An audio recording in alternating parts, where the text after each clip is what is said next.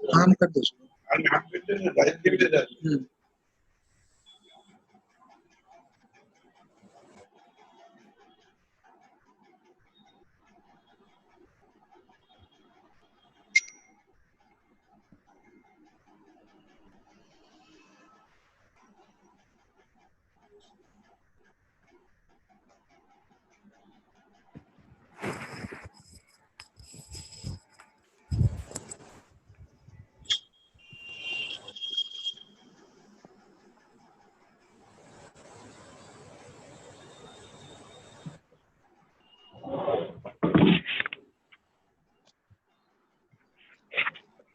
On करें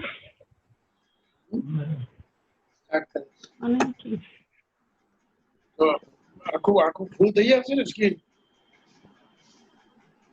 गलत कर ही ले जाके फुल स्क्रीन अच्छे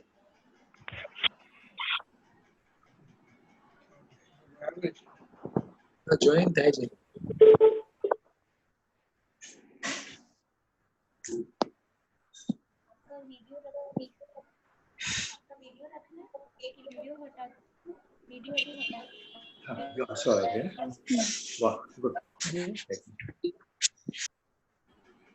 हमारे के अकाउंट जो है चालू करें जाए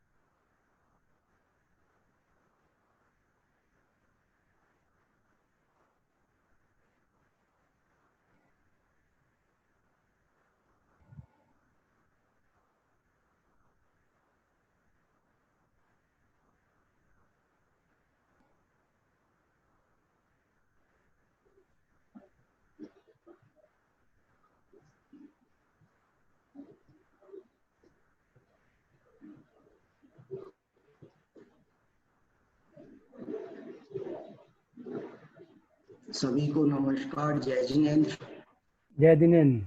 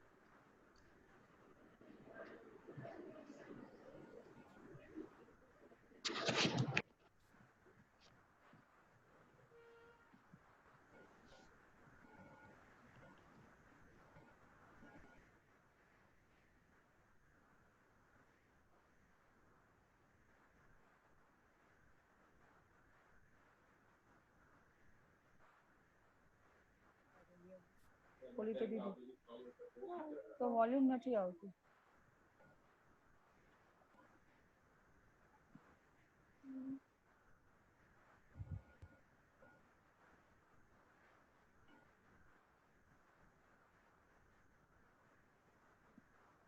ફોટો દેખાડો.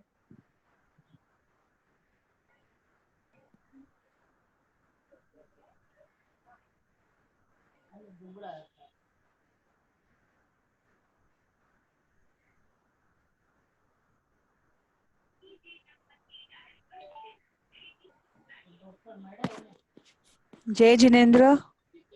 जय जिनेन्द्र. હું Riya Mehta.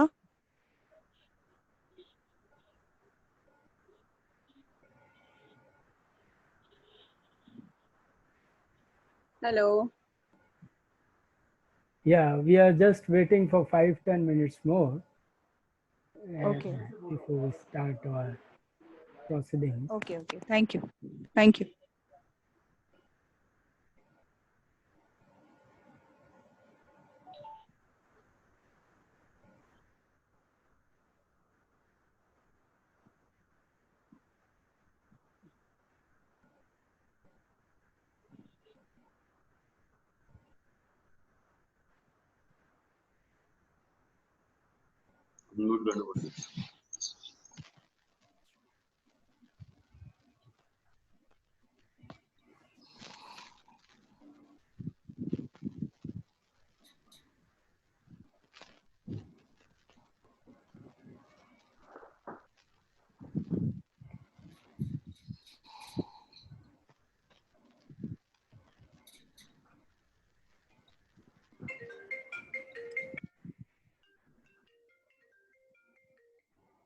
Hello ji.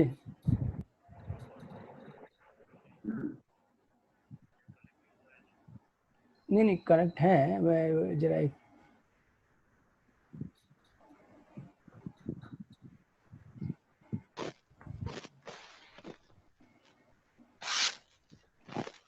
yeah, sorry for that. Abhi connect. I have to admit all also. So in between, some people are disconnected. So I'm admitting again all of them. Okay, so we'll go through it very quickly. So ये भी एक example मैं हमेशा देता हूँ कि दो चींटियाँ जा रही थी, हाथी के ऊपर चढ़ गई और दोनों एक दूसरे से बात कर रही थी कि देखो वो हाथी जो पुल पार करना चाहता था तो वो पुल टूटने लगा. तो चींटियां कहने लगी कि ये पुल हाथी हमारा भार सहन नहीं कर पा रहा है, ये पुल टूट जाएगा, हम नीचे उतर जाते हैं. दोनों चींटियां नीचे उतर गई तो वो अपना पुल पार करने के लिए पुल पार किसी तरह हाथी ने कर लिया. मैं रिक्वेस्ट करूंगा अपना माइक म्यूट कर लें.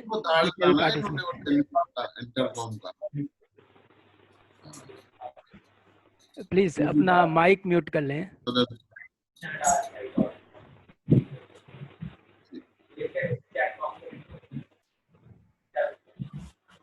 हेलो.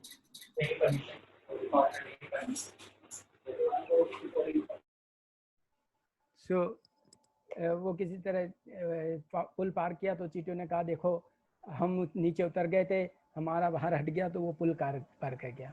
तो आप हम लोग सब हंसते हैं कि देखो चींटी अपने को कितना भारी समझती है उस हाथी के आगे.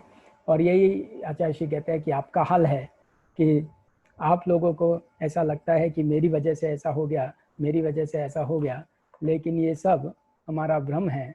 ये हम तो निमित्त मात्र होते हैं और करने वाला.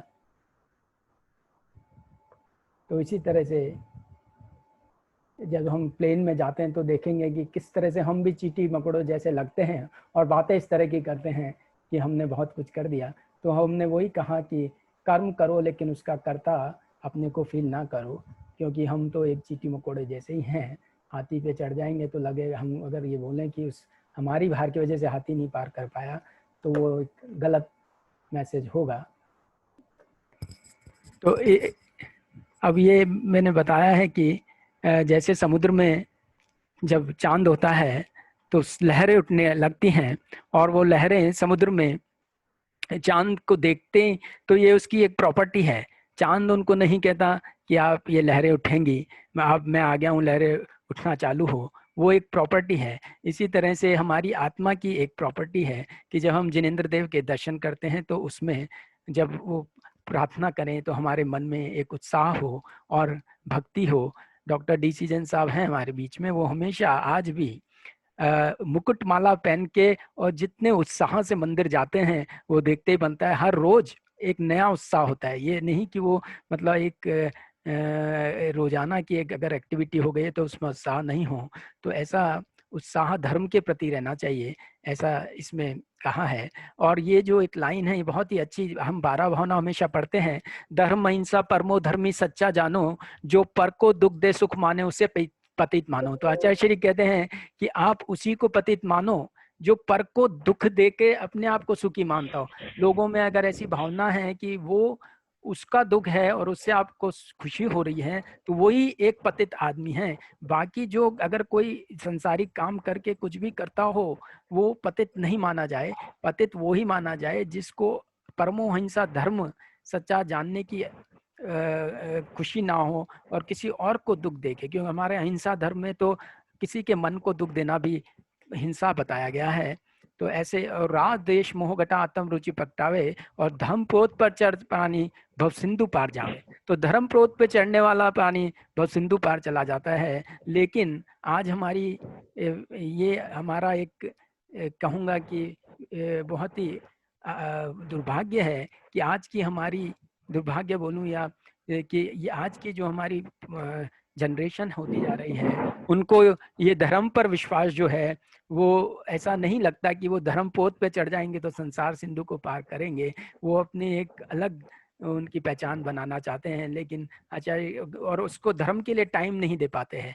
तो ये वो एक एग्जाम्पल मैंने दिया है कि कैसे होता है कि एक आदमी जो सुबह सुबह ऑफिस जा रहा है वो अपने कंधे पे साइकिल उठा के जाता है और लोग उससे पूछते, थोड़ी देर बाद पूछते भाई ये कंधे पे साइकिल क्यों उठा रहा है, अब इस पे बैठ के चला जा। तो वो कहता है अरे चुप प्रभु बात नहीं करो, मेरे पास समय नहीं है, साइकिल पे बैठने का समय नहीं है, वो उठा के उसको भागने लगता है।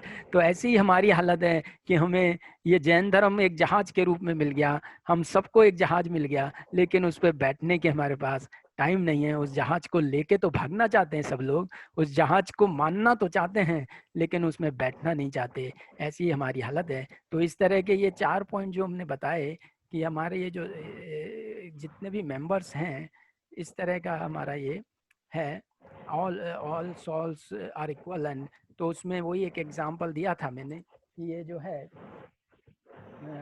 कैसे how the dog is barking and उसको जब एक कांच में देखने लगता है तो उसको कई सारे अपनी ही परछाई दिखाई देती हैं, लेकिन आप देखते हैं कि जब एक डॉग आता है तो वो उसको क्या होता है कि उस गली में वो सब भौंकने लगता है। ऐसे ही ये एक स्क्रीन दिखाई है कि ये थोड़ी देर बाद अपनी ही परछाई देख के भौंकने लग जाता है और भौंकता है, जब तक भौंकता रहता है जब तक कि वो वहाँ से हट ना जाए या उसके प्राण ना निकल जाए।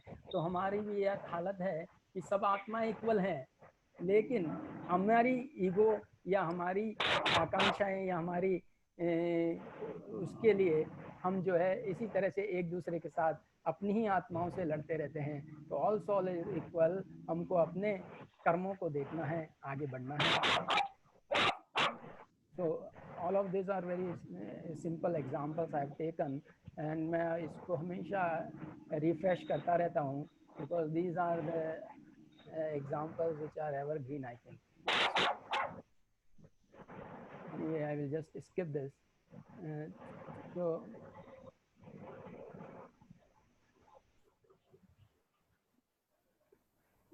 तो गुरुवर से हमने हमेशा यही इसमें हमारे जो हैं काफ़ी सारे participants physics, chemistry, maths, biology, medicine, engineering, agriculture all field से हैं। और हमने इसमें जो है we are organizing the workshop and we are trying to give the scholarships. So almost now more than 150 scientists are there, and this is what basically we have done Bangalore में first conference, उसमें professor UN Rao जो chairman of ISRO के थे, जिनको बाद में Bharat Ratna award भी मिला, वो उस कॉन्फ्रेंस में आए थे, जिन्होंने हमें सारा सैटेलाइट कम्युनिकेशन सिस्टम दिया। और वो बात मैं हमेशा कहता हूँ कि उन्होंने आचार्य श्री को देखकर उनकी जो वीतरागता को देखा, शायद पहली बार उन्होंने वीतराग साधु को देखा होगा या दिगंबर साधु को देखा था, तो उन्होंने देखकर यही बोला था कि मैं आज ये बोलना चाहता हूँ स्टेज से कि 10,000 साइंटिस्ट मेरे अंडर काम करते हैं, या मैं अपने आप को बहुत बड़ा साइंटिस्ट मानता था, बट अगर कोई साइंटिस्ट हैं या कोई साइंटिस्ट हैं तो वो आचार्य ज्ञान सागर महाराज जी हैं। उन्होंने उनके निमित्त ज्ञान को देखा, उन्होंने उनको पहचाना, क्योंकि हमें तो सहजता से मिले हुए हैं, लेकिन उनको पहली बार जब देखा तो उनको ऐसा महसूस हुआ, और उन साइंटिस्ट ने इस तरह के वाक्य वहाँ बोले थे। मुंबई में फिर हमने जनवरी 2012 में की थी, उसमें हमारे chairman of DAE and secretary of government India Shri Kumar Banerjee उसमें आए थे, और रेलवे के जो MD थे सुबोध कुमार जैन। फिर न्यू दिल्ली में हमने मिनी विज्ञान भवन में कॉन्फ्रेंस की आचार्य श्री के सानिध्य में। ये पहली कॉन्फ्रेंस थी जो मिनी विज्ञान भवन में हुई, और उसमें सभी लोगों का एंड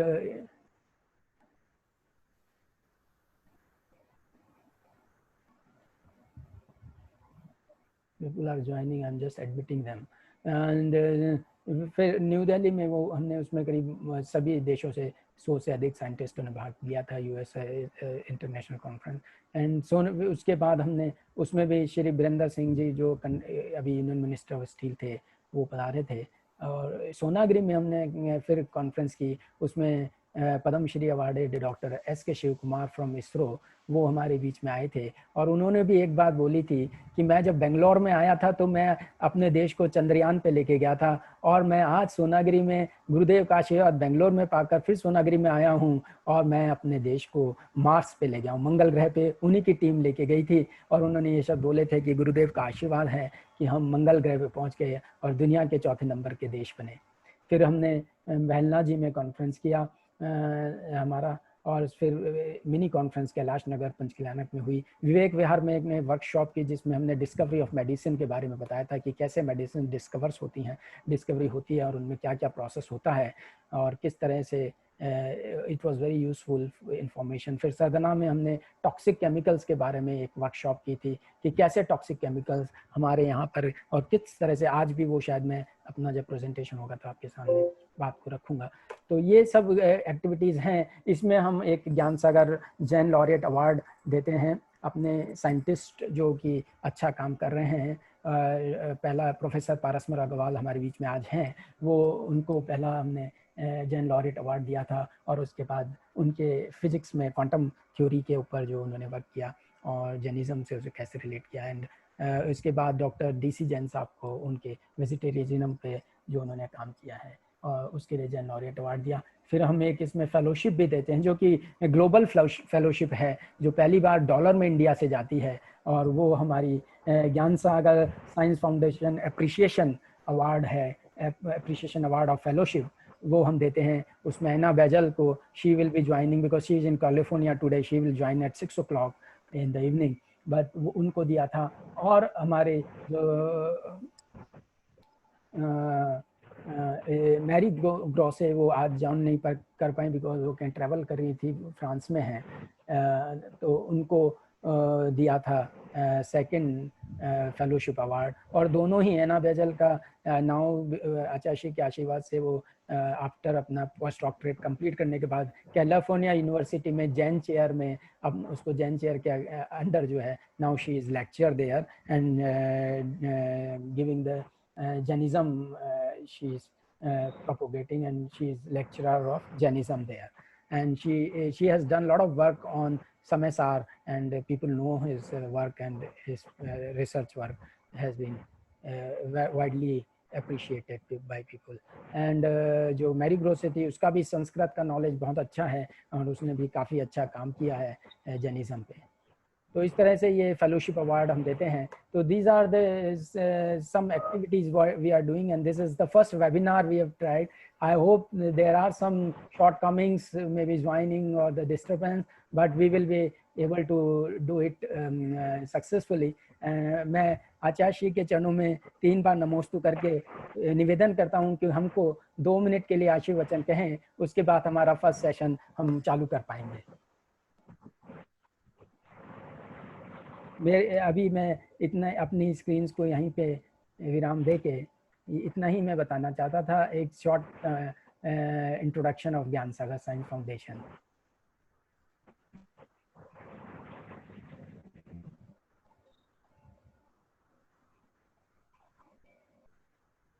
आचार्य श्री के चरणों में नमोस्तु, नमोस्तु गुरुदेव नमोस्तु। और 2 मिनट का आशीर्वचन सभी लोगों के लिए। उसके बाद राजेश जैन अपना तैयार रहेंगे अपनी पीपीटी को लेके, सो दैट हम उसको चालू कर पाएँ अपने सेशन को। पहला सेशन में रिक्वेस्ट करूंगा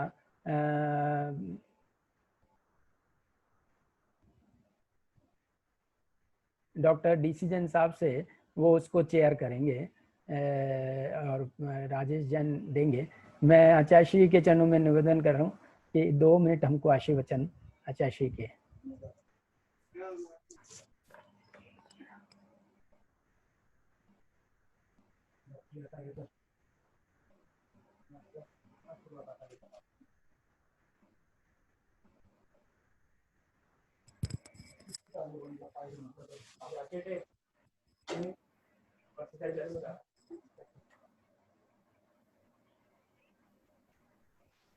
हेलो,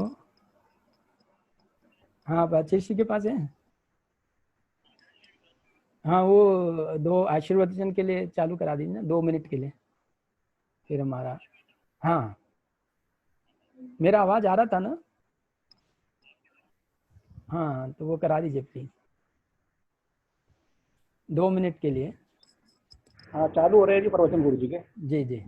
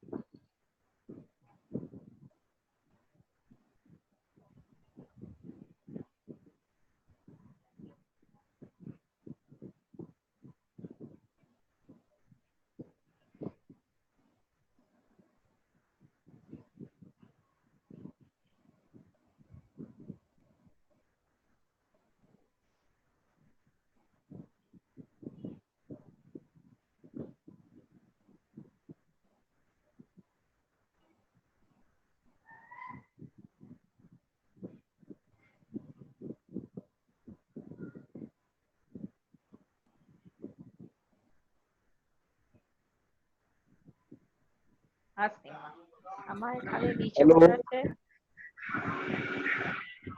हाँ, અચ્છા, હવે આવ્યું લાગે છે। नहीं आ रही, वो अनम्यूट कराओ वहां से। आवाज नहीं आ रही, आवाज। हेलो, आवाज नहीं आ रही महाराज जी। आवाज नहीं आ અચ્છા, रही। આવ્યું।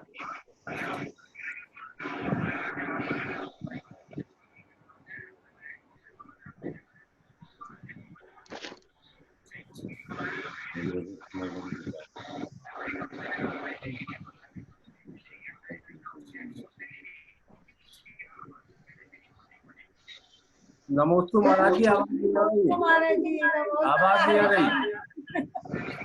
नमस्ते महाराज जी, नमस्ते। तो आ रही है, मतलब बहुत आ रही है, बहुत धीमी धीमी।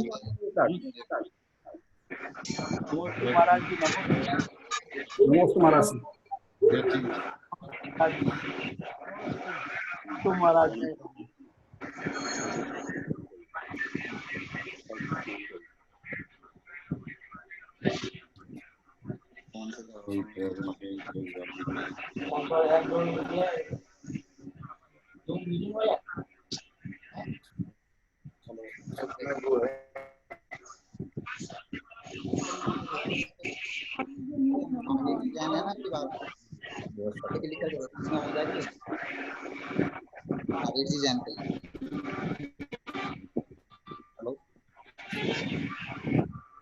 महावीर जी जैन से भी नहीं आ रही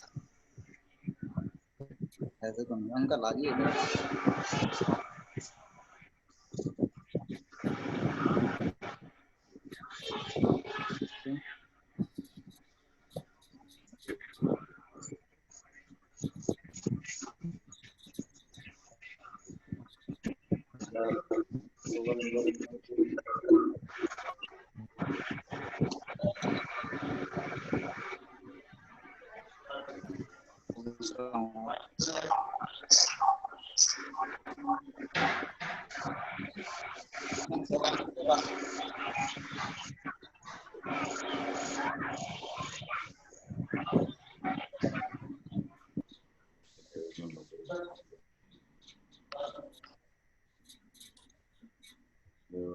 गणेश पूर्ण वाला डॉक्टर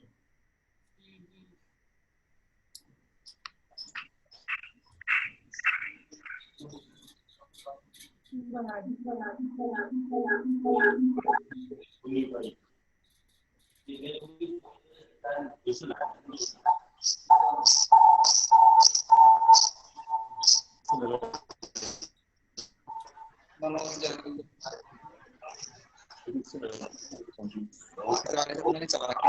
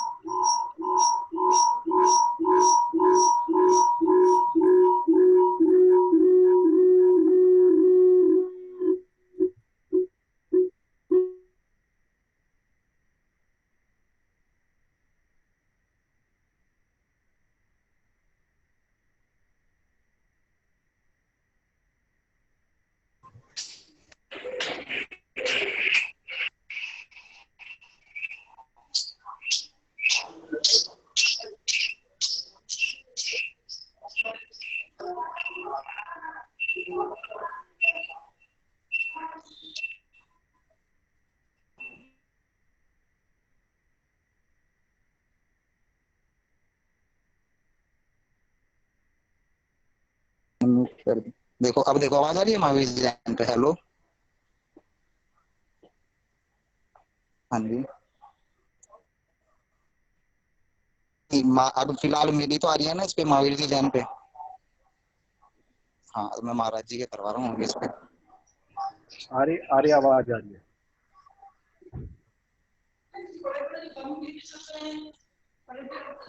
महाराज की आवाज नहीं आ रही ना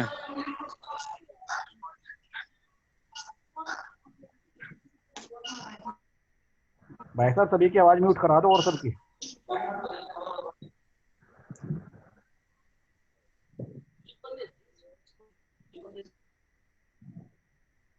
म्यूट कर रहा था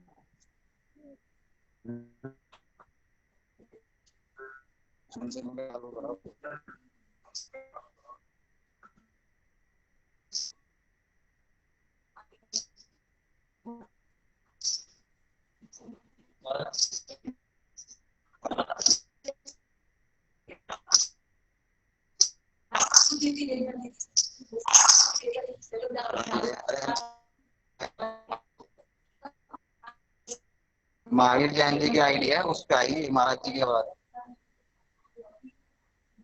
हेलो महावीर जैन जी की है आईडी उस पर क्लिक करो हाँ हाँ हो गई। हाँ अरे उसको छोड़ो ना आप अंकल, उसको करो ना महावीर जैन जी की आईडी।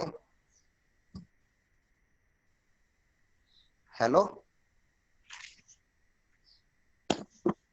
महावीर जैन जी की आईडी पे देंगे महाराज श्री को। आज ही मैं हूँ, देखो मंदिर चल रहा है, चल रहा है।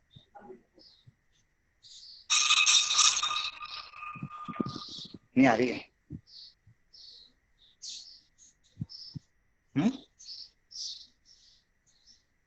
आ नहीं रही।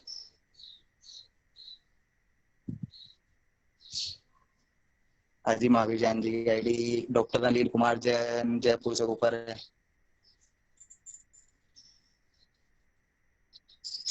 मंदिर आता है लिंक दे दीजिए।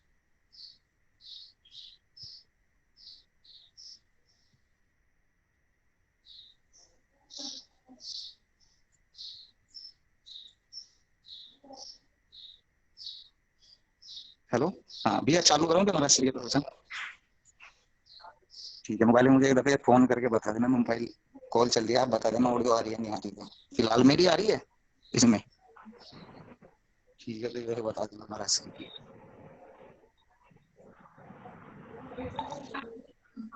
महाराज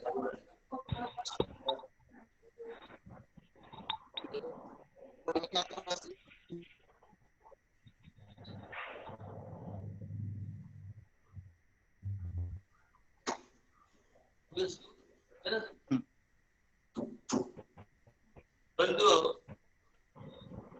वैज्ञानिक नए नए आविष्कार हो रहे हैं और धर्म और विज्ञान का गहरा संबंध है। जैन धर्म के साहित्य के द्वारा बहुत तरह के वैज्ञानिकों को खोज में सहयोगी बने। विज्ञान क्या है? प्रकृति के नियमों को व्यवस्थित करने का ज्ञान विज्ञान है। और साधु संत प्राकृतिक रूप से रह के अपना जीवन व्यतीत करते हैं। प्राकृतिक संसाधनों का उपयोग कम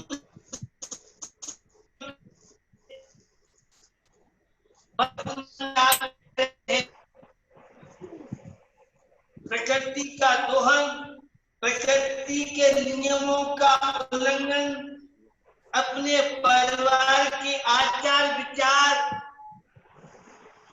अपनी जो संस्कृति थी,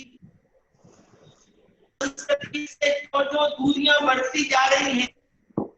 आप देख रहे हैं कोरोना वायरस इस भौतिकवादी युग में यह बताने आया है, अगर प्रकृति के नियमों का उल्लंघन करोगे तो परिणाम क्या होगा कि आप सब देखें। तो हमें प्राकृतिक जीवन जीने का प्रयास करना चाहिए। वैज्ञानिक जो भी आविष्कार करें उसका दायित्व बनता है कि आविष्कार में रखें। पर्यावरण का संरक्षण आज बढ़ता हुआ प्रदूषण, बढ़ते हुए पर्यावरण में प्रक्रिया, इसका परिणाम आप देख रहे हैं। सर्दी के समय सर्दी नहीं, गर्मी के समय गर्मी नहीं,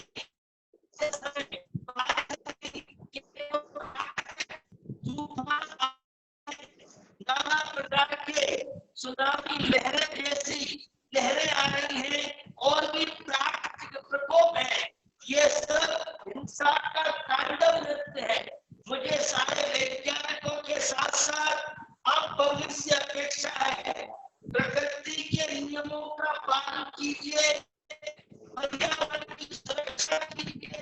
ये पशु पक्षी बचेंगे तो आप और हम बचेंगे।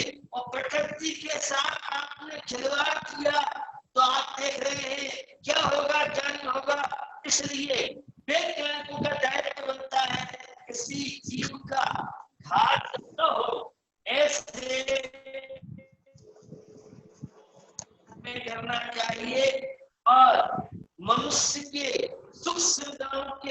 चक्कर में और अनेकों जीवों को प्राप्त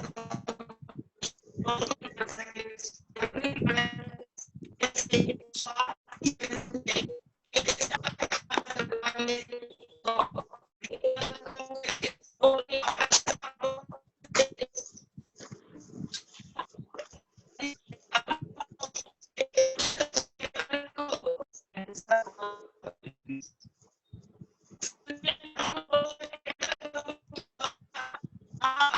सुख शांति की स्थापना नहीं कर सकते हैं।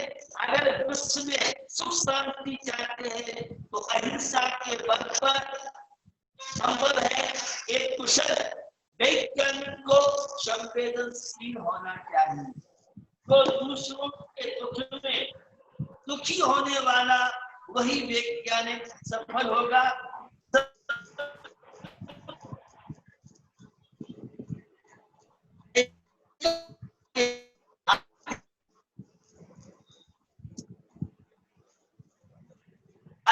भाई के खून का प्यासा होता जा रहा है और कितनी विसंगतियां आज बढ़ती जा रही हैं।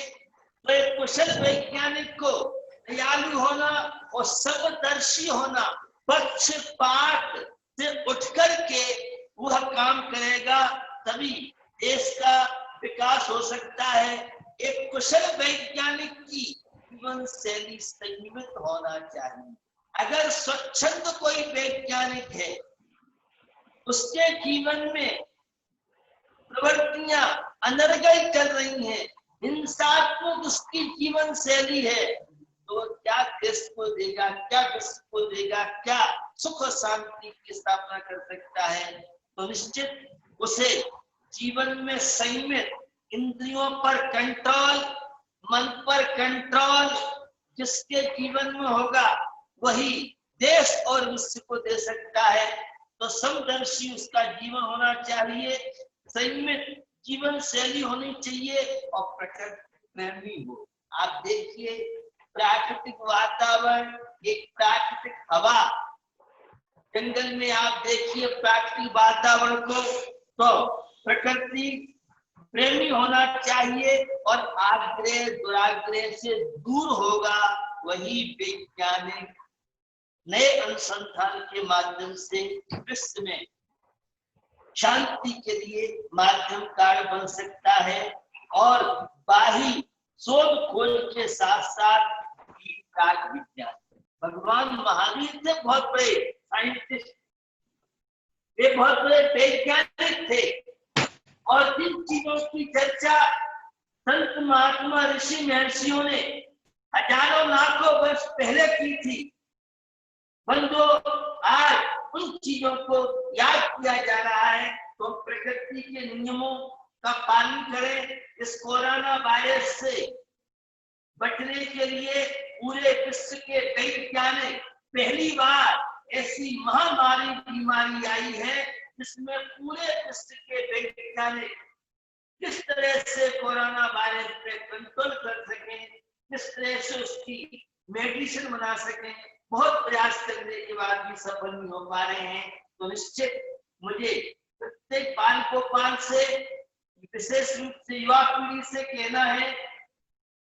वे प्रकृति के नियमों का पालन करें, प्राकृतिक जीवन व्यतीत करें, जीवन में अनुशासन प्रिय बने, अपने माता पिता को बहुमान देना सीखें और जो शासन के गाइड मिल रही है, आप मास्क लगाएं, पानी गर्म पिए, काढ़े का उपयोग करें, 2-3 मीटर की दूरी से बैठें, स्वच्छता का ध्यान रखें, हाथ धोने का ध्यान रखें। कोरोना वायरस से डरने की आवश्यकता नहीं है। आपके पास विल पावर होना चाहिए, आपके पास हिम्मत होना चाहिए और आप दूसरों की सेवा करें, परोपकार के कार्य करें, दीन दुखियों के काम आकर के और कोरोना वायरस को पराजित करें। कोरोना वायरस से डरने की आवश्यकता नहीं है।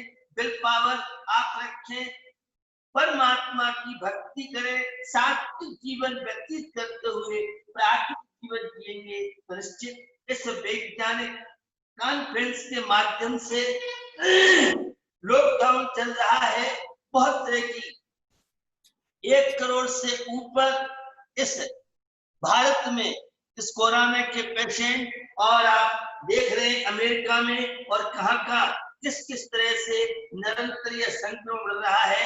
इस संक्रमण के लिए सावधानी की आवश्यकता है। जीवन में संयमित रहे, जीवन में अनुशासित रहे और घबराए नहीं, कोरोना को लेकर ज्यादा टेंशन नहीं करें। तो निश्चित धार्मिक आचार विचारों के साथ साथ आप अपने जीवन का विकास उन्नति करें। वैज्ञानिकों से अपेक्षा है वे अहिंसात्मक पर्यावरण की सुरक्षा, जल की सुरक्षा हो सके। तो निश्चित ये है जो वैज्ञानिक कॉन्फ्रेंस है डॉक्टर संजीव सोगानी जी, और इसमें जो लोग जुड़े हैं वे निश्चित इस कार्यक्रम के माध्यम से हम जन सामान्य के अंदर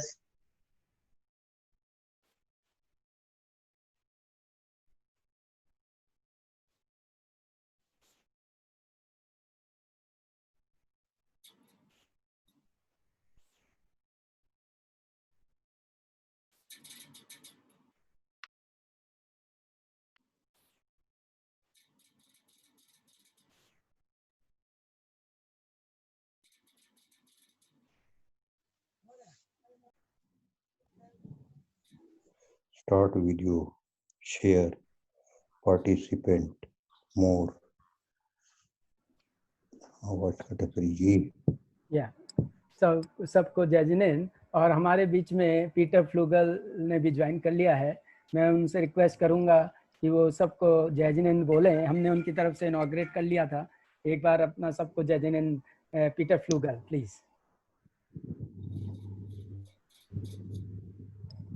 हेलो। हाँ, आ गई थी, लास्ट में थोड़ा रह गया था, कोई बात नहीं, हो गया। हाँ, hello.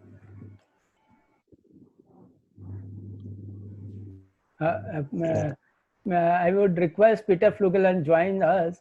So I will request him to say Jai Jindra to all, and we inaugurated on behalf of you, but you are now with us. Peter Flugel. मेरी आवाज आ रही है आपको? Please first unmute his phone.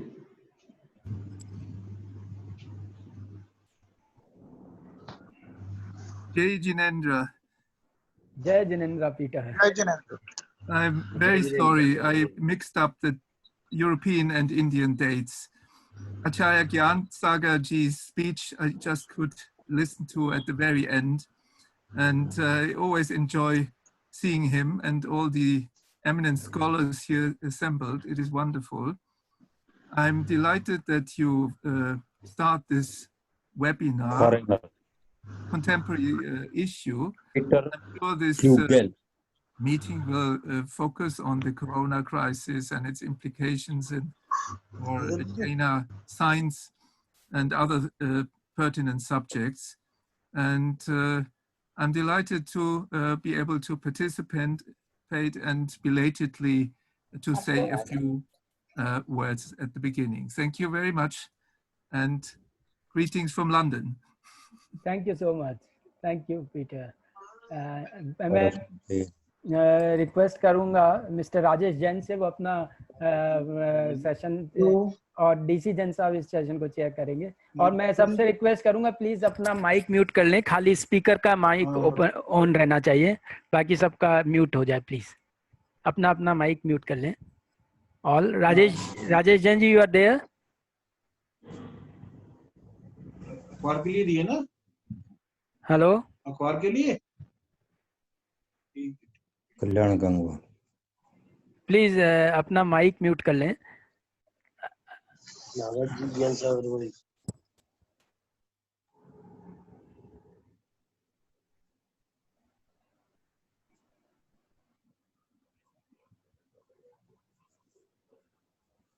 Lalitpur कहाँ गया है? Mr. Rajesh Jain is, you can hear me? Kalyan Gangwal, V K Jain, Paras Agarwal किधर है? To speak, your microphone is unmuted. तो मैं पारस अग्रवाल जी से रिक्वेस्ट करूंगा कि वो अपना प्रेजेंटेशन करें। राजेश जैन शायद अभी हमें नहीं सुन पा रहे हैं, तो Paras Agarwal ji, I would request you to start your presentation please.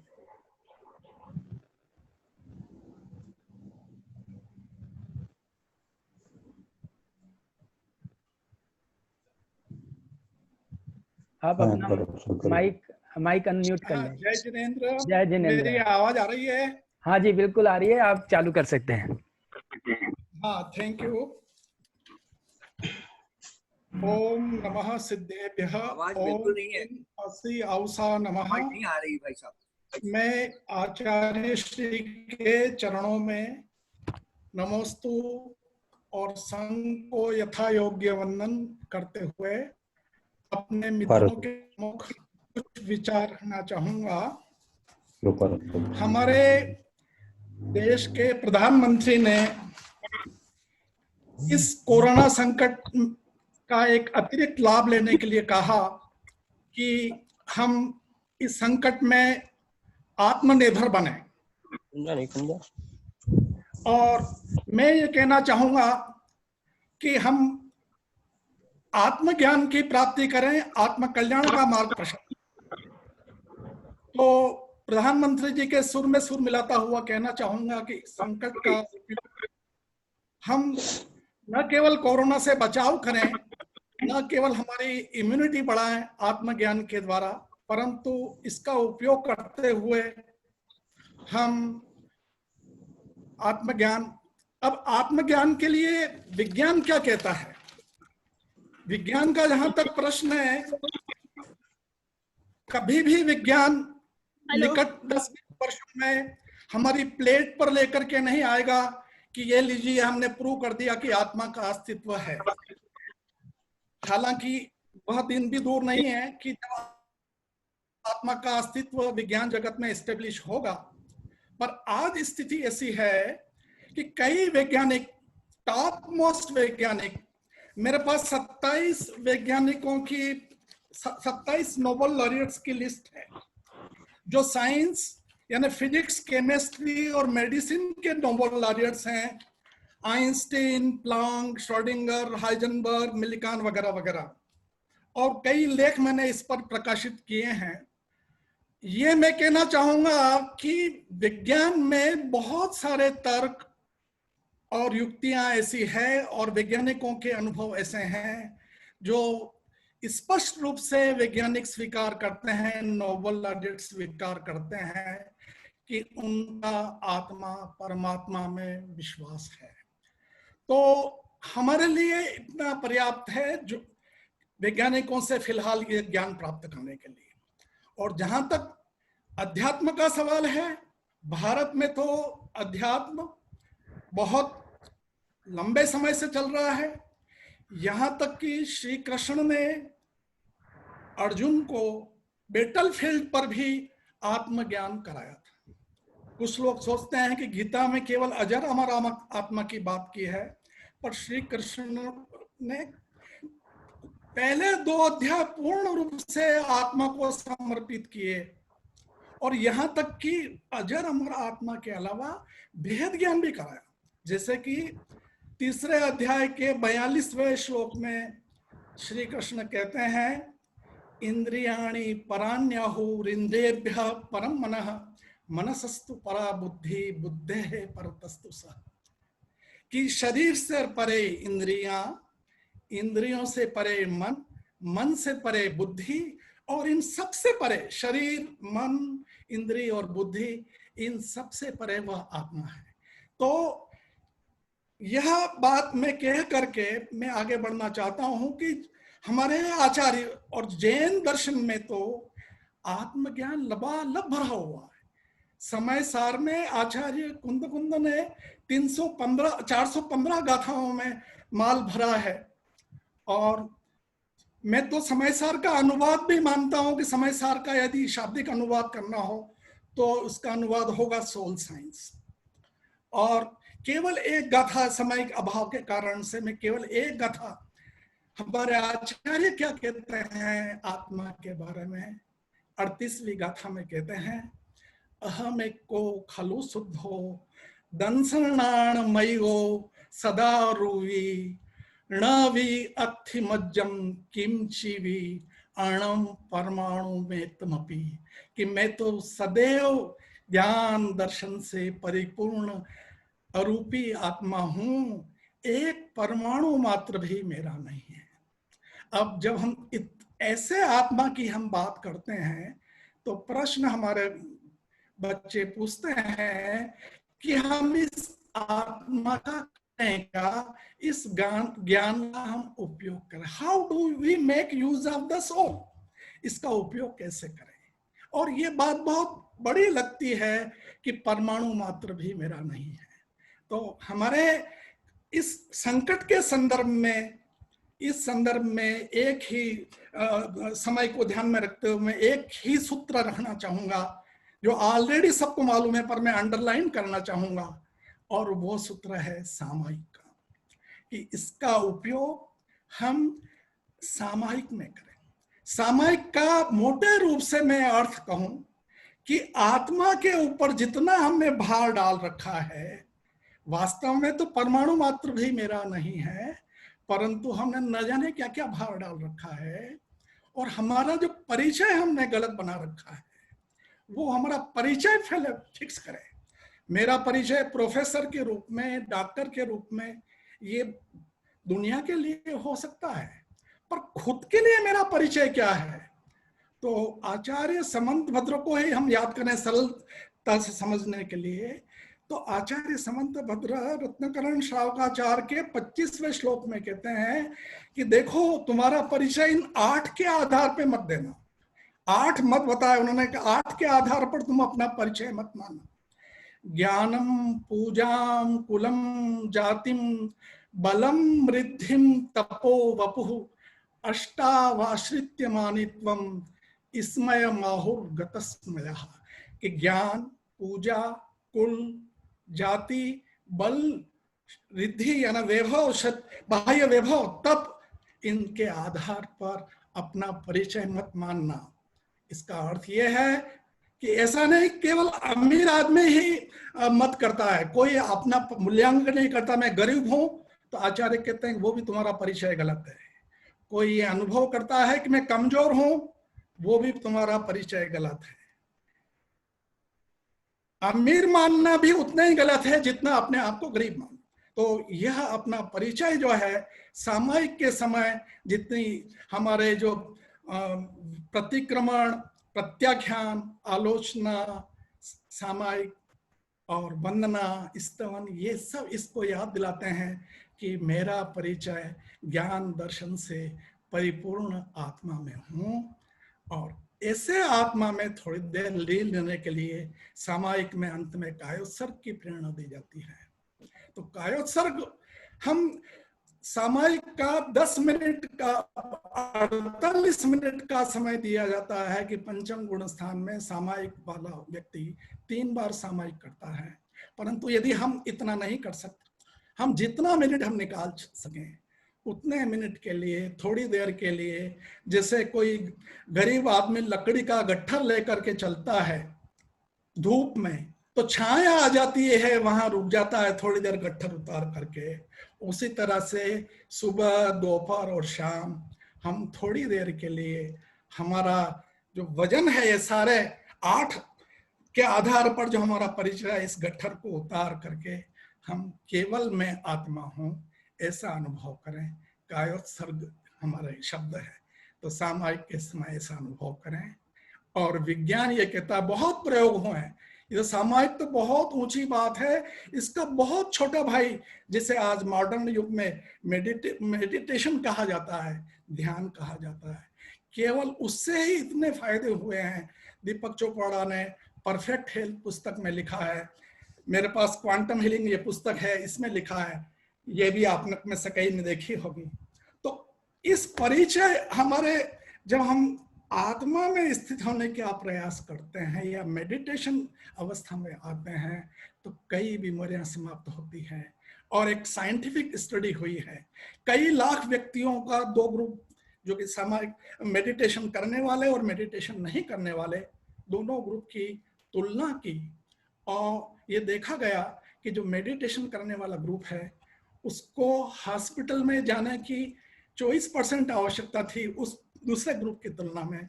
Heart के संभावना, हार्ट की प्रॉब्लम मेडिटेशन वाले ग्रुप में उस ग्रुप की तुलना में केवल 13% थी। उसी तरह से कई वर्षों तक का अध्ययन के बाद पाया कि कैंसर की संभावना इस मेडिटेशन वाले ग्रुप में 44% थी। तो और भी कई लाभ मेडिटेशन के आज मालूम है। तो सामायिक तो इसका बहुत बड़ा भाई है, और सामायिक का एक लाभ यह भी है कि मेडिटेशन करना सरल हो जाता है। जिससे भी आत्मा में विश्वास होता है उससे मेडिटेशन करना सरल हो जाता है। तो इस अपनी इम्यूनिटी बढ़ाने की दृष्टि से और हमारे आत्म कल्याण करने की दृष्टि से जो हमारे को समय मिला है, एक्स्ट्रा समय मिला है, उसका उपयोग हम वास्तव में थोड़ा प्रयोग करके, यदि विश्वास न हो तो भी थोड़ा प्रयोग करके देखें, और हम इसको सामायिक माने या मेडिटेशन माने, आत्म ध्यान माने, आप नाम शुरुआत में चाहे जो दें, परंतु इसको हमारे जीवन में अपनाएं।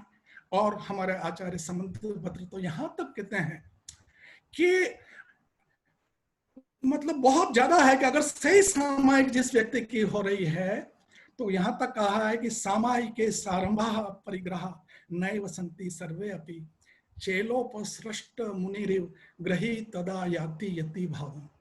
125वां श्लोक है रत्नकरण शावकाचार्य का। ये इसमें कहते हैं कि आरंभ नहीं होता, परिग्रह नहीं होता सामायिक के समय।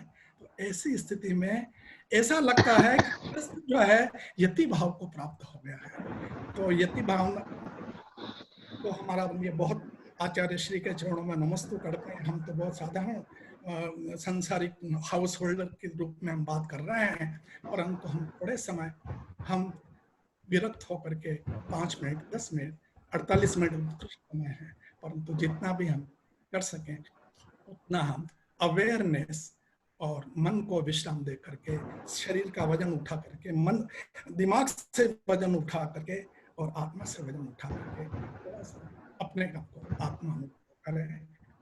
आपने उसके लिए मैं बहुत बहुत ऋणी हूँ और मुझे बहुत प्रसन्नता है आचार्य श्री के वचनों को सुन करके, और मैं बहुत धन्य हूँ इस से। सोगानी जी को बधाई। Thank you very much. जय जिनेन्द्र, बहुत बहुत धन्यवाद। और जैसा आपने सामायिक के बारे में बताया, हमारे यहाँ तो सामायिक को कितना महत्व है और उस महत्व को अगर हम दें तो सब कुछ हमारा ठीक हो सकता है। बहुत बहुत धन्यवाद। Doctor DC. जैन साहब की परमिशन से मैं नेक्स्ट स्पीकर हमारे अशोक जैन जी ग्वालियर को कहता हूँ कि वो अपना वक्तव्य प्रस्तुत करें। डॉक्टर साहब पावर पॉइंट स्टार्ट करेंगे? मेरा पावर पॉइंट, हाँ मैं कर देता हूँ। That's it. 1 सेकंड मेरे को आ दीजिए।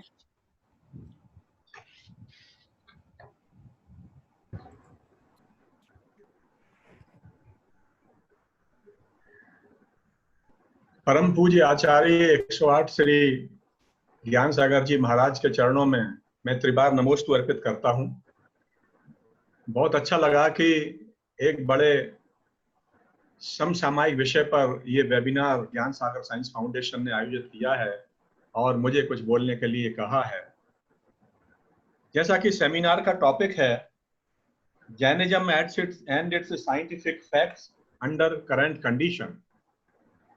जैसा कि आचार्य श्री ने भी अपने उद्बोधन में कहा कोरोना के बारे में, और मैं देख रहा हूं कि जब से ये बीमारी शुरू हुई है तब से लगभग जितने भी लोग हैं वो कोरोना के बारे में कुछ ना कुछ जानते ही हैं। तो मैं यहाँ पर कोरोना के बारे में नहीं कहूँगा, लेकिन अन्य जो समस्याएं हैं, जो हमारे वैज्ञानिक तथ्य हैं, जो छुपे हुए हैं हमारे धर्म में, जैन धर्म में, उनके बारे में आपको बताना चाहूँगा। कोरोना के बारे में बात नहीं करूँगा क्योंकि आप लोग बहुत कुछ उसके बारे में सुन चुके हैं और उसके बारे में पढ़ चुके हैं। जैसा कि हम जानते हैं कि हमारे धर्म में, जैन धर्म में बहुत सारे वैज्ञानिक तथ्य छुपे हुए हैं, और चूंकि समय इतना नहीं है और वो तो एक सागर है, जितना हम उसके मोती हम बीनने जाएंगे हम उतना ही और गहराई में चले जाएंगे।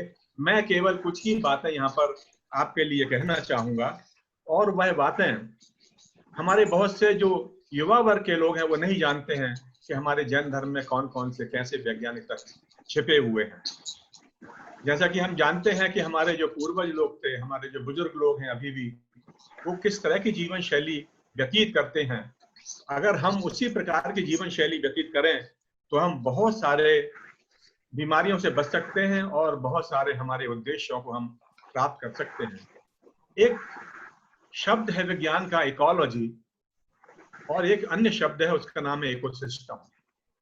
इकोलॉजी का मतलब ये होता है कि जो भी हमारे पौधे हैं, जो भी हमारे जीव जंतु हैं, उनका आपस में क्या सामंजस्य है और उनका आपस में जो रिलेशनशिप है, सामंजस्य है, उसका अजीब से भी क्या सामंजस्य है।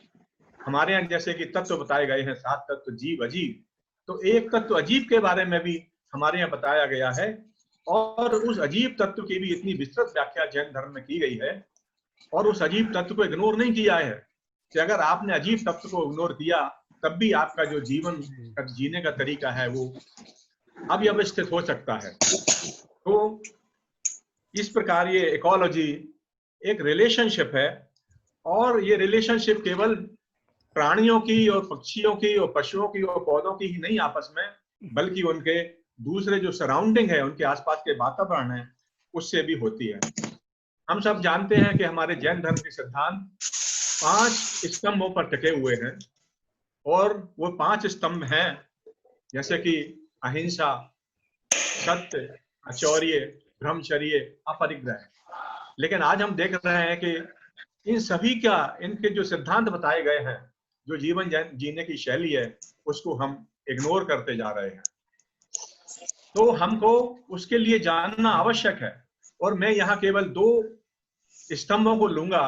वह स्तंभ है अहिंसा का और अपरिग्रह का। नेक्स्ट स्लाइड प्लीज, चेंज कीजिए please, next slide, next slide, next next next.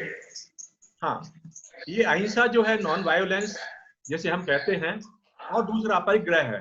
अधिकांश समस्याएं आज के समय में हिंसा की वजह से हो रही हैं, और हम जितना अधिक परिग्रह लाद रहे हैं और उस परिग्रह को पूरा करने में हम अपना जो समय व्यतीत कर रहे हैं, हम अपने जो पर्यावरण है उसको नुकसान पहुंचा रहे हैं, हम अपने संसाधनों का दोहन कर रहे हैं, केवल उसी की वजह से है। इस स्लाइड में मैं बता रहा हूं कि हमारा जो एक महान ग्रंथ जो कि आचार्य समंतभद्र जी ने रचित किया, श्री रत्नखंड श्रावकाचार, बंधुओं, ये मैं समझता हूं कि पर्यावरण की सबसे पहली किताब थी, पर्यावरण का सबसे पहला महत्व। जैसा कि पारसमल जी ने भी बताया 8 मतों के बारे में इसी ग्रंथ से कुछ गाथाओं को लेकर। तो इसमें बताया है इस गाथा में कि हम बहुत सारी चीजें ऐसे ही खाते रहते हैं, बहुत सारी चीजें जिनमें त्रस्त जीवों का घात होता है। या इसीलिए बता रहा हूं कि यह सब चीजें हमारे शरीर की अनेक बीमारियों से संबंधित है। और यहाँ नीचे उदाहरण भी दिए हुए हैं। हम तो कई सारी चीजों को समझते भी नहीं है कि ये नहीं खाना चाहिए जैनियों को या अन्य लोगों को, लेकर हम खाते रहते हैं। और उनमें कितने जीव होते हैं, अगर विज्ञान के परिप्रेक्ष्य में देखें तो आज बहुत सारी सब्जियों के, बहुत सारे फलों के जो जिनको हम खाते हैं, उनके जो जीव जंतु हैं वो हमारे शरीर में पहुंच जाते हैं और हमारे मस्तिष्क में बीमारियां उत्पन्न कर देते हैं। Next slide please, next slide जी।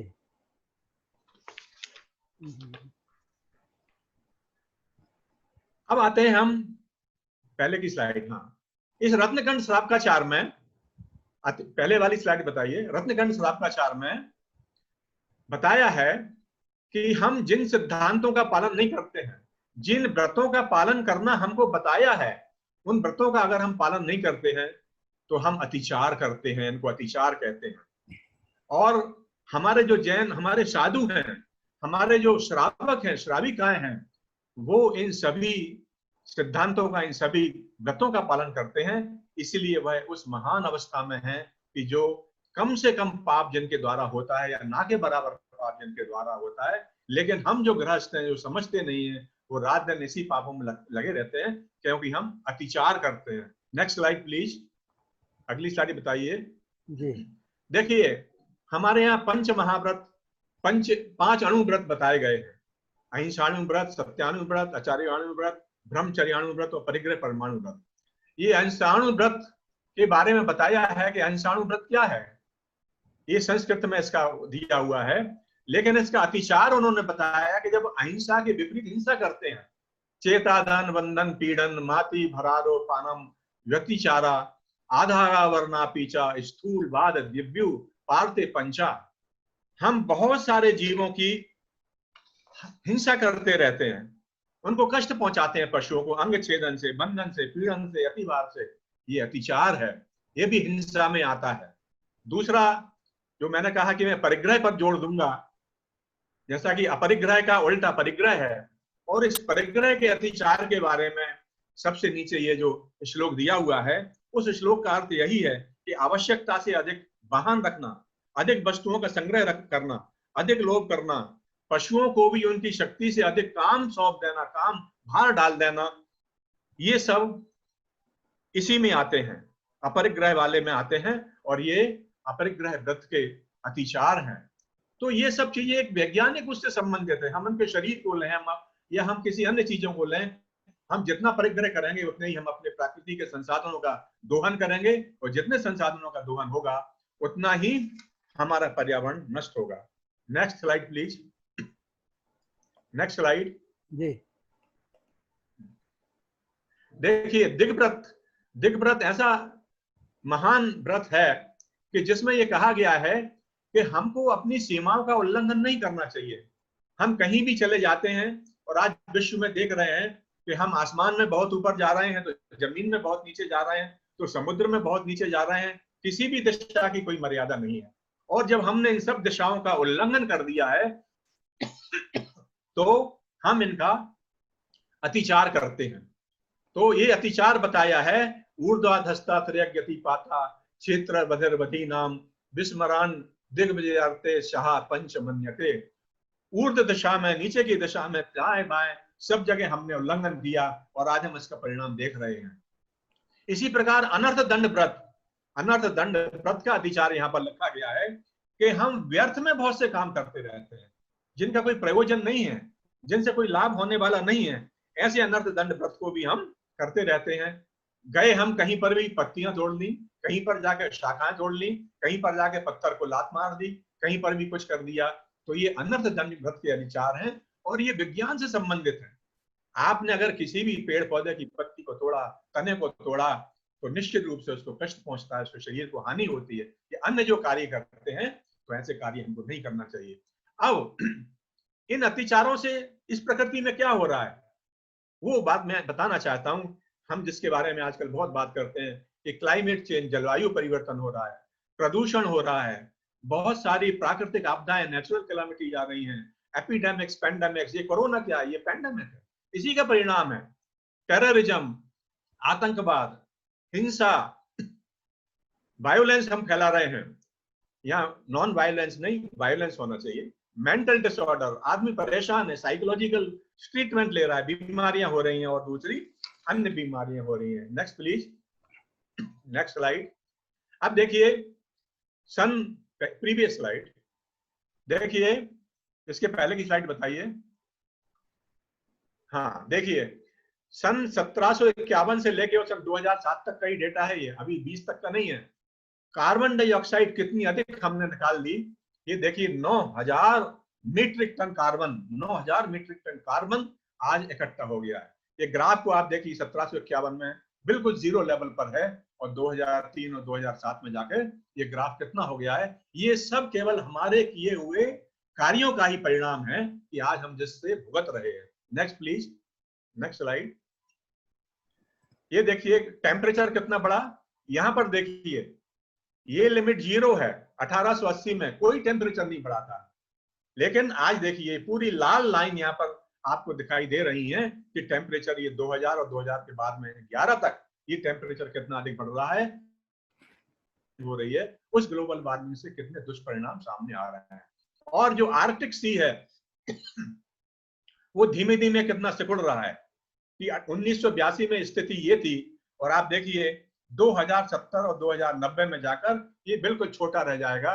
जब ये छोटा रह जाएगा तो उसमें रहने वाले जीव जंतुओं का क्या होगा, इसमें उगने वाली वनस्पतियों का क्या होगा, इस पर हमको ध्यान देना होगा। यह सब भी हमारे ही किए हुए कार्यों का दुष्परिणाम है। Next please, next. अब देखिए बहुत सारे एनिमल्स हैं, बहुत सारे जानवर हैं। जब क्लाइमेट चेंज हो रहा है, जलवायु परिवर्तन हो रहा है, गर्मी फैल रही है, तो निश्चित रूप से वो अपना स्थान परिवर्तन कर रहे हैं। कुछ तो अडॉप्ट हो रहे हैं धीमे धीमे, लेकिन बहुत से ऐसे जीव जंतु हैं, जानवर हैं कि जो अपने आप को इस गर्मी के वातावरण में अडॉप्ट नहीं कर पा रहे हैं। उनकी मौत हो रही है, उनकी संख्या कम होती जा रही है। Next please, next slide. ये देखिए, ये जो क्लाइमेट चेंज है, इससे जो एंटार्क्टिक में जो पेंगुइन हैं, उन पेंगुइन को मुसीबत पैदा हो गई है। वो पहले अपने अंडे देते थे और लेकिन अब क्या हो गया कि अब वो जल्दी अंडे देने लगे।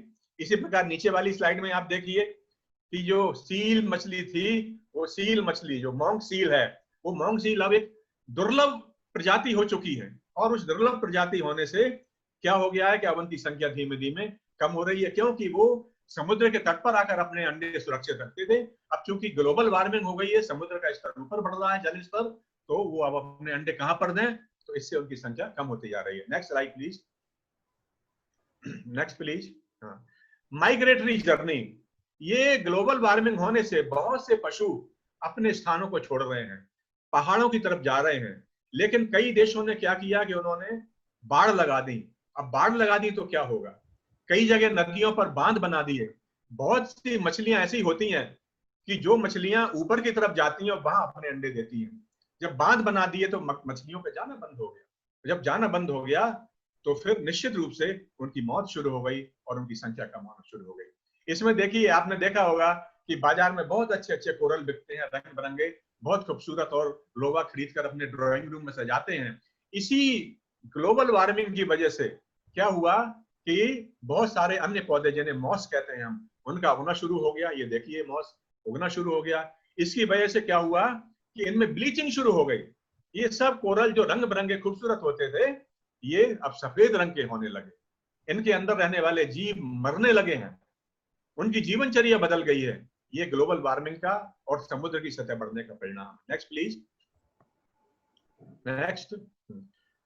ये रिपोर्ट बिल्कुल पक्की है और कई जगह से आई है कि इसी तरह से अगर समुद्र का स्तर बढ़ता गया तो बहुत सारे देश जो समुद्र तट के किनारे हैं, जिनमें कि बांग्लादेश है, फिलीपींस है, और भी कई सारे टापू वाले देश हैं, वो कुछ समय में बिल्कुल डूब जाएंगे। और बहुत सारी प्रजातियां जीव जंतुओं की, एम्फीबियन है या पौधे हैं या कोरल रीफ हैं या सांप हैं या पक्षी हैं या मैमल्स हैं, 4 में से 1 प्रजाति विलुप्त होने के कगार पर है। इतनी स्थिति खराब हो चुकी है। हमारे भारतवर्ष में 18,000 प्रजातियां केवल फूल देने वाले पौधों की। उन 18,000 प्रजातियों में से 5,000 प्रजातियां बिल्कुल एंडेमिक हो गई हैं। अगर वो उनका हमने संरक्षण और संवर्धन नहीं किया तो नष्ट हो जाएंगी। अब ये जो क्लाइमेट चेंज हुआ है और इसकी वजह से जो लाइफ चेंज हुई है पक्षियों की और एनिमल्स की, देखिए बर्ड्स ले एग्स अर्लियर। अब पक्षी अपने अंडे पहले देने लगे। पहले समय पर देते थे, अब उससे टाइम बदल गया। पहले फूल अपने टाइम पर खिलते थे, लेकिन अब फूलों का खिलना पहले शुरू हो गया। ये सब क्लाइमेट का परिणाम है। हाइबरनेशन पीरियड जो होता है बहुत सारे मैमल्स का, जो अंदर छुप जाते हैं, वो अब जल्दी बाहर आने लगे। एनिमल्स का डिस्ट्रीब्यूशन, बर्ड्स का जो माइग्रेशन हो रहा है, पहले वो अपने दूर दूर तक जाते थे अपना भोजन लेने और उनके घोंसले दूर दूर होते थे। अब उन पक्षियों ने अपने घोंसले पास में बनाना शुरू कर दिया, केवल इसी क्लाइमेट चेंज की वजह से। बंधुओं, अगर 0.5 और 0.6 डिग्री भी क्लाइमेट चेंज होता है तो ये बहुत बड़ी घटना होती है। समुद्र का तापक्रम 0.6 डिग्री बढ़ा है, लेकिन उस 0.6 डिग्री ने तबाही पैदा कर दी है। और देखिए हमारी जो मधुमक्खियां हैं, हम जो मोबाइल चलाते हैं, हमारे जो ऊपर इलेक्ट्रिसिटी के वायर जा रहे हैं, हमारे ऊपर जो एंटीना लगे हुए हैं, बहुत सारे ट्रांसमीटर लगे हुए हैं, उनकी वजह से क्या हो रहा है कि ये मधुमक्खियां अपना रास्ता भूल रही हैं। उनकी जो रानी होती है मधुमक्खियों की, उसकी अंडे देने की कैपेसिटी कम होती जा रही है। और उनके जो मेल होते हैं, उन मेल में बहुत सारे बायोकेमिकल चेंज आ रहे हैं। तो मैं यहाँ यही कहना चाहता हूं कि आपने बहुत अच्छा टॉपिक लिया है कि करंट कंडीशन। तो करंट कंडीशन में मैंने कोरोना के अलावा जो दूसरी चीजों पर परिवर्तन हो रहा है, जो जलवायु परिवर्तन से उनमें प्रभाव हो रहा है, उन सबको हमको सोचना होगा। और इन सब की एक ही चाबी है कि हम अपने जैन धर्म के सिद्धांतों का पालन करें। आज हमारे पास में बहुत सारे एक्ट हैं, water pollution act, air pollution act, atomic energy act, environment protection act, बहुत सारे एक्ट आज हमारे यहाँ हैं। लेकिन ये एक्ट तो हजारों वर्ष पूर्व हमारे भगवान ने अपने देशनामे इन सब के बारे में बता दिया था। और जब लिपिबद्ध हुआ तब हमारे आचार्यों ने हमको बताया जरूरत है कि हम अपनी आवश्यकताओं को कम करें। जब हम आवश्यकताओं को कम करेंगे, दूसरे जीव जंतुओं पर हम बिल्कुल उसी तरह से पैशनेट बिहेवियर रखेंगे, अहिंसा का भाव रखेंगे, उनको बचाने की भावना रखेंगे, तो इस प्रकार की कोई भी घटना इस पृथ्वी पर नहीं होगी। आपने मुझे सुना, इसके लिए बहुत बहुत धन्यवाद। जय जैनेन्द्र। पुनः आचार्य श्री के चरणों में त्रिवार नमोस्तु। बहुत बहुत धन्यवाद। अब मैं निवेदन करूंगा, डॉक्टर DC जैन साहब ने इस सेशन को चेयर किया, उनका भी बहुत बहुत धन्यवाद। और अब मैं उनकी आज्ञा से डॉक्टर कल्याण गंगवाल को इनवाइट करता हूं। मैं सभी पार्टिसिपेट से रिक्वेस्ट करूंगा, प्लीज़ अपना समय का ध्यान रख के और इसको with in limit of 10 minutes में ही जरूर ख़त्म करें, बिकॉज हम थोड़ा सा पीछे चल रहे हैं अभी अपने समय से। डॉक्टर कल्याण गंगवाल, और इस सेशन को चेयर करेंगे डॉक्टर पारसमल अग्रवाल जी।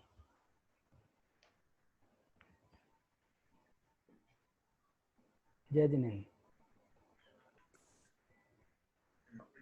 डॉक्टर कल्याण गंगवाल है। हेलो। हाँ जय जिनेन्द्र। जय जिनेन्द्र। हाँ, आप मैं डॉक्टर कल्याण गंगवाल पूना से हूँ। पहली तो बात है कि सुगानी जी बहुत बहुत धन्यवाद, और आचार्य श्री के चरणों में त्रिवार नमोस्तु, त्रिवार नमोस्तु।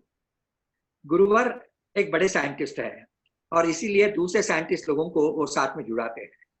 बात ऐसी है कि विज्ञान के क्षेत्र में काम करने वाले हम डॉक्टर, साइंटिस्ट, ये अलग बात है, मगर अध्यात्म के क्षेत्र के बहुत बड़े रिसर्चर गुरुदेव है, और इसीलिए दोनों का मेल होना बहुत जरूरी है। आज का जमाना, ये नया जमाना ऐसा है कि पुराने जमाने में हम पाप पुण्य की भाषा समझ लेते थे। मेरे पिताजी कहते थे ये बातों मत करो बेटा, इससे पाप लगता है, और दूसरी बात जो अच्छी है वो करने को कहते थे, इससे पुण्य लगता था। अभी आने वाली पीढ़ी को, और ये पीढ़ी जो है नई पीढ़ी है, नया जमाना है, इसको पाप पुण्य की भाषा नहीं समझती है, उनको विज्ञान की भाषा समझती है। इसलिए हर एक चीज यदि हमें विज्ञान के जरिए वहां तक ले गए तो मुझे विश्वास है कि यंग जनरेशन, ये जो युवा पीढ़ी है, वो धर्म से जरूर जुड़ जाएगी और बहुत बड़ा बदलाव समाज में आएगा, ऐसा मेरा विश्वास है। छोटे छोटे कॉलेजेस में जाता हूँ, हाई स्कूल में जाता हूँ, हॉस्टल्स में जाता हूँ, जैन बच्चों से इंटरेक्ट करता हूँ, तो यही बात मुझे लगती है। उनका कहना है ट्रेडिशनल ढंग से हमें जैन धर्म मत सिखाओ, जैन धर्म के जो प्रिंसिपल है और मॉडर्न कॉन्टेक्स्ट में उसका क्या मतलब है, यह हमें बताओ। आज इसी बारे में कुछ बातें मैं आपके सामने रखना चाहता हूँ।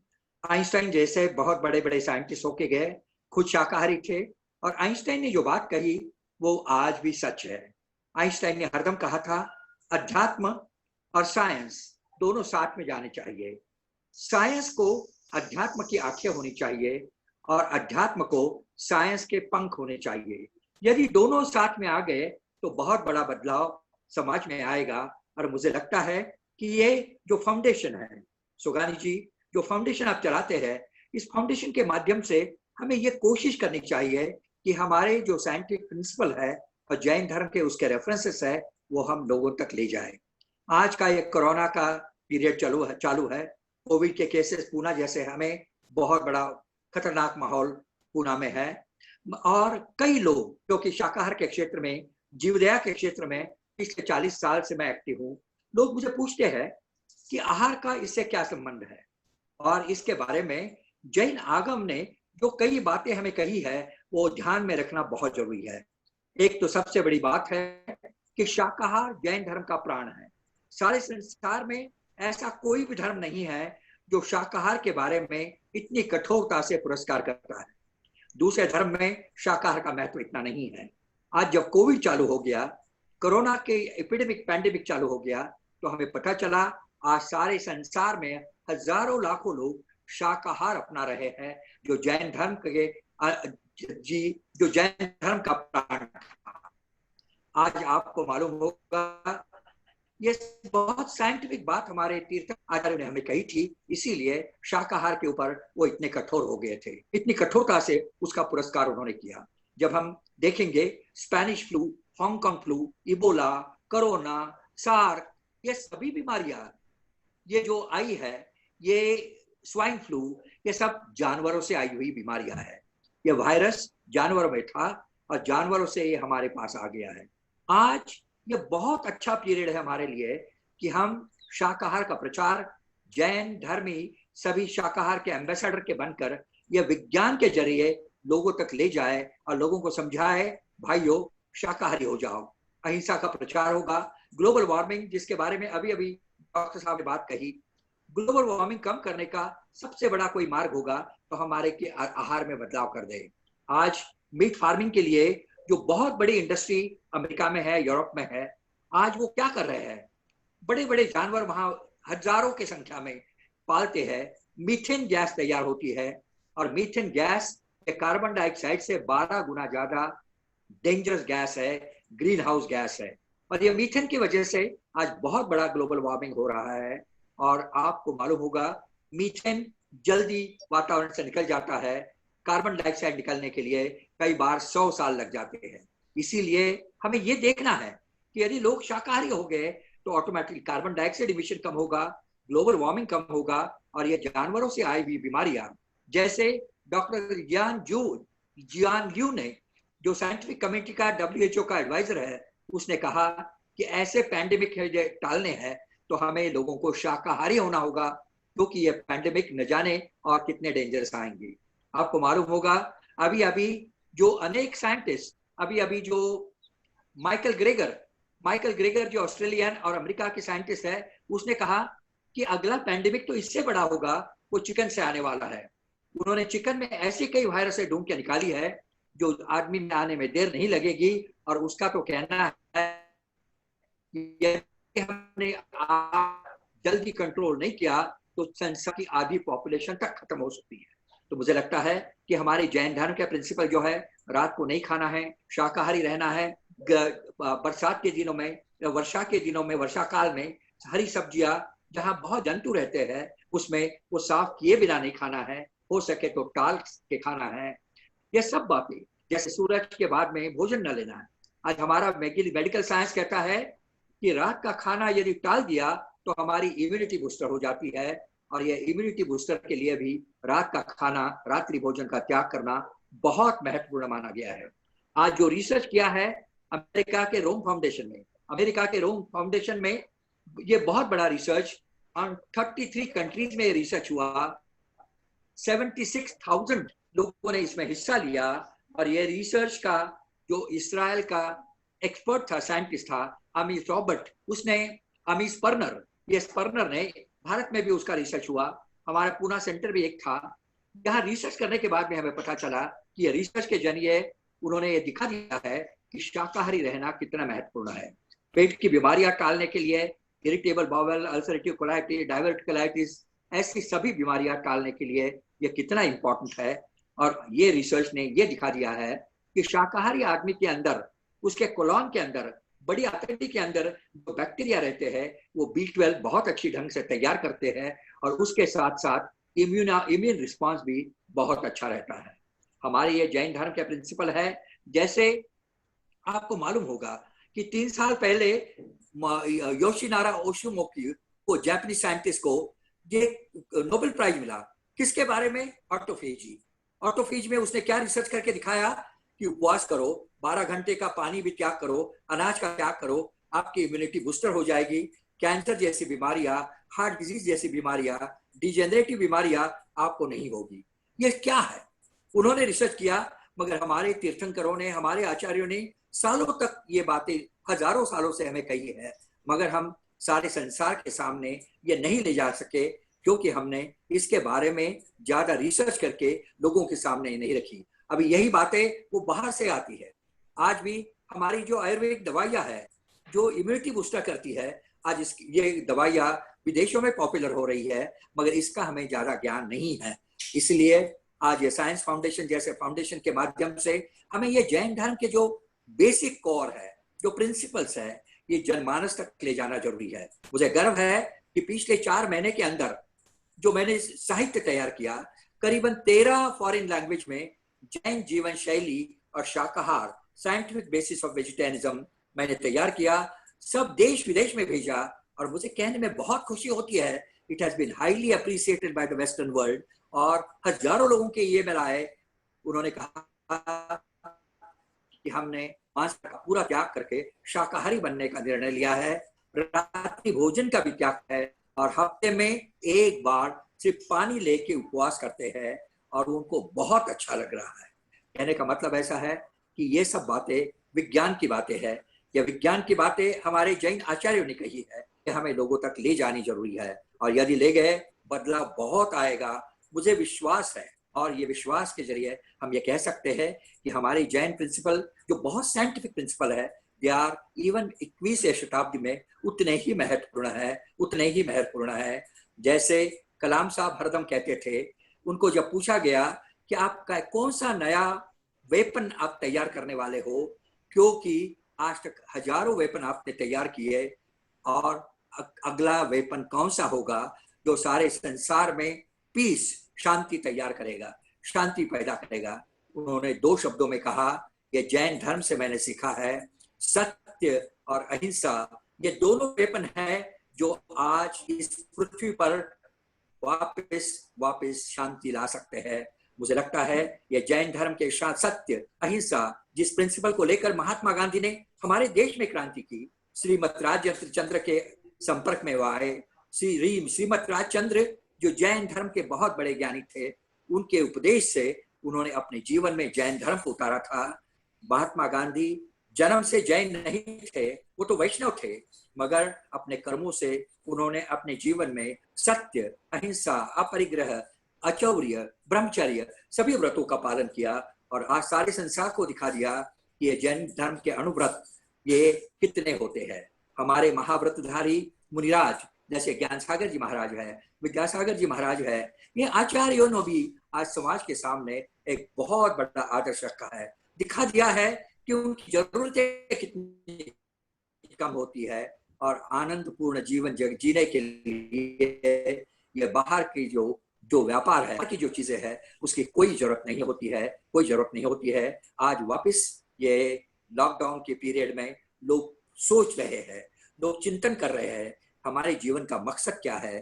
कोहम का नाद उनमें जाग रहा है। वो कहम कहता, मैं कौन हूँ, कहाँ से आया हूँ, मेरे जीवन का मकसद क्या है। यदि बातें ये हम लोगों तक लेके गए, बदलाव आएगा, उनकी जीवन शैली में बदलाव आएगा। वो जैन धर्म जन्म से नहीं होंगे, मगर अपने कर्मों से जैन धर्म का पालन करेंगे। उन्हें थोड़ी सी साइंटिफिक बातें बता देनी जरूरी है।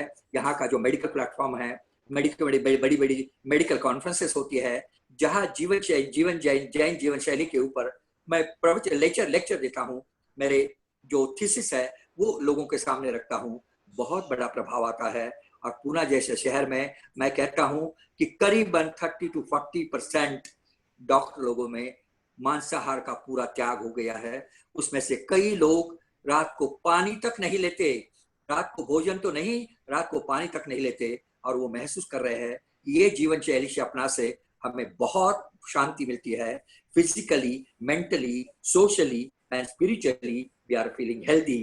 आफ्टर ऑल WHO तो हेल्थ की डेफिनेशन यही करता है, it is a jubilant state of wellbeing, not only physical but mental and social too. So ये mental health, physical health, social health, but सबसे इंपॉर्टेंट है हमारी स्पिरिचुअल हेल्थ। या स्पिरिचुअल हेल्थ इंप्रूव करने के लिए जैन धर्म हमें दिशा देता है, जैन धर्म हमें बदलाव लाने को कहता है, और वो बदलाव हम समाज में लेके गए। हम उनको जैन धर्म में कन्वर्ट नहीं करना चाहते, मगर वो जैन जीवन शैली अपना ले तो बहुत बड़ी क्रांति आज भी हो सकती है, गुरुदेव, आपके ये साइंस फाउंडेशन के माध्यम से ये बहुत बड़ा कार्य चल रहा है। मुझे बहुत खुशी होती है गुरुदेव कि आपके कहने पर, आपके मार्गदर्शन से 2 बार मैं लंदन चला गया लंदन यूनिवर्सिटी में हमने जैन धर्म को, दिगंबर पंथ को बहुत अच्छी ढंग से सोगानी जी के साथ, अशोक जी जैन के साथ हमने रिप्रेजेंट किया और लोगों को बता दिया कि सच्ची परंपरा ये दिगंबर परंपरा है। और ये बात आज पीटर फ्यूगेल भी मानता है। कहने की बात है, हमें बहुत अच्छी ढंग से एक अलग डायरेक्शन में कोशिशें करनी जरूरी है।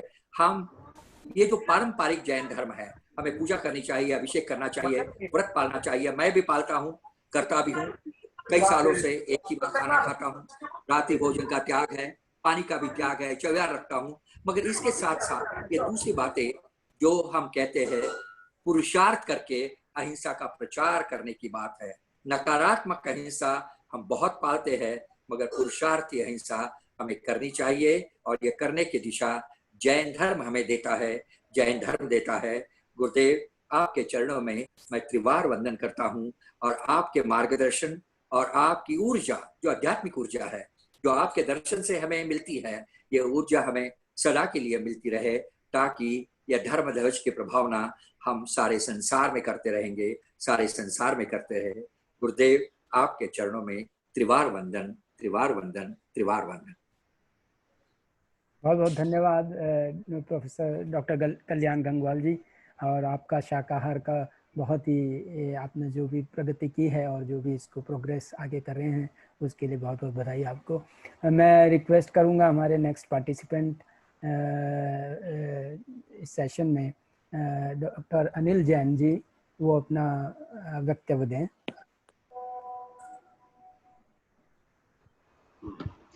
मैं स्क्रीन शेयर करना चाह रहा हूँ, हो सकेगा? हाँ, आप अपने लैपटॉप वहाँ पे जाके नीचे एक आता है स्क्रीन शेयर। नहीं, उसमें आपने वो डिसेबल कर रखा है, जरा एनेबल कर दीजिए। एक मिनट, तो मुझे भी आइडिया नहीं है कहाँ से एनेबल होता है वो। Okay, no problem. अगर होता है तो अच्छा है, नहीं तो बोलता हूँ।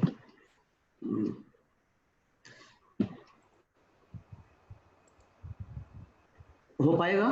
हाँ, आप चालू कीजिए, मैं कोशिश करता हूँ। होता है तो ठीक है जी। हाँ, ये परम पूज्य आचार्य श्री ज्ञान सागर जी महाराज को सादर नमोस्तु। सभी संघ को यथायोग वंदन एवं सभी विद्युत जन को नमस्कार, जय जिनेन्द्र। आज हम इस बात की चर्चा कर रहे हैं कि जैन धर्म की वैज्ञानिकता आज के परिप्रेक्ष्य में किस तरह से कारगर हो सकती है। तो इसके लिए हम जैन धर्म को के संबंध में दो प्रकार से विचार कर सकते हैं। एक है उसका सैद्धांतिक पक्ष और दूसरा है आचरण पक्ष। सैद्धांतिक पक्ष के अंतर्गत 6 द्रव, 7 तत्व, 9 पदार्थ आदि सब आते हैं। आचरण पक्ष या व्यावहारिक पक्ष के अंतर्गत आहार विहार, मन और प्राणी की प्रवृत्ति, हम लोगों को किस प्रकार करनी चाहिए, कैसे करनी चाहिए, आदि बातों को बताया गया है। यदि हम वर्तमान संदर्भ की बात करें तो इसमें आज जो मुख्य समस्याएं सामने दिख रही हैं, उनमें से कुछ का मैं यहाँ पर जिक्र करूंगा और संक्षिप्त में उनकी ये डिस्कशन भी करूंगा कि विश्व शांति, पर्यावरण सुरक्षा, स्वास्थ्य और रोग निवारण, ये ऐसी समस्याएं हैं, इनके संबंध में जैन दृष्टि क्या है, उससे हम किस तरह से लाभान्वित हो सकते हैं, इस पर हम विचार करेंगे।